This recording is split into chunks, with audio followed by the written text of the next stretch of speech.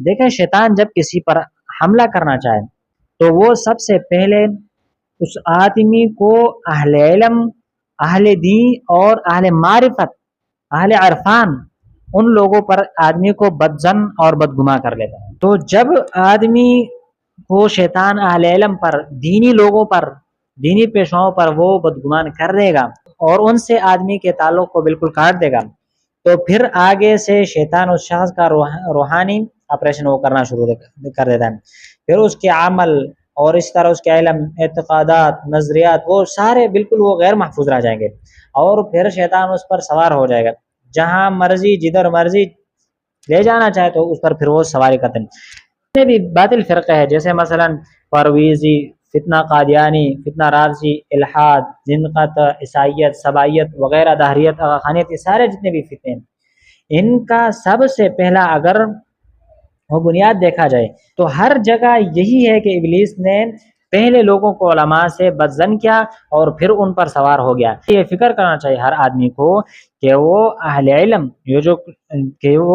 علم جو علمائی سو نہیں، جو علماء حق ہے، ربانی علماء اکرام ہے، ان سے اپنا تعلق کو بالکل مضبوط رکھے، ان سے بالکل جڑے رہے، ان کی مجالس کو غنیمت سمجھے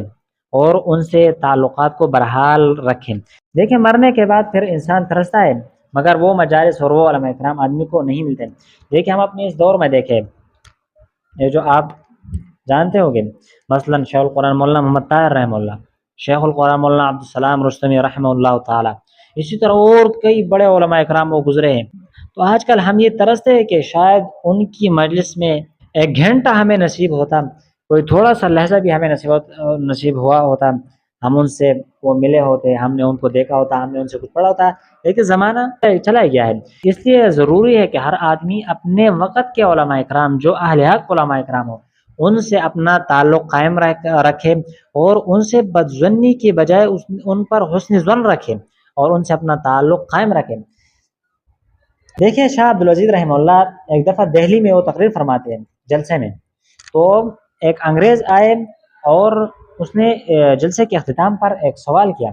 کھڑا ہوا، مسلمانوں سے پوچھا کہ یہ بتاؤ کہ پہلے ہم غلام تھے اور تم ہمارے آقا ہوا کرتے ہیں، اور آج ایسا دور آیا ہے کہ ہم تمہارے آقا بن گئے اور تم ہمارے غلام بن گئے، کیا وجہ ہو سکتا ہے؟ تو بھائی ہر آدمی نے اپنی طرف سے جواب دیا اپنے ذوق کے مطابق۔ کس نے کہا بھائی یہ وجہ ہو سکتا ہے، دوسرے نے تیسرا مختلف وجوہات کا تذکرہ ان کے سامنے کیا گیا، لوگوں نے کیا، لیکن اس ہندو نے جو جواب اپنی طرف سے دیا وہ بہت ہی سنجیدہ اور قابل فکر جواب انہوں نے دیا کہ جب سے تم نے شاہ عبدالعزیز محدث دہلوی رحمہ اللہ کو اقتدار سے اور اس طرح قیادت سے ہٹا کر اس کو حجرے میں، مدرسے میں بٹھا دیا، تو اسی وقت سے ہم آپ پر وہ حاوی ہو گئے، ہم آپ پر مسلط ہو گئے، ہم آپ کے آقا بن گئے اور آپ ہمارے غلام بنے۔ کیوں؟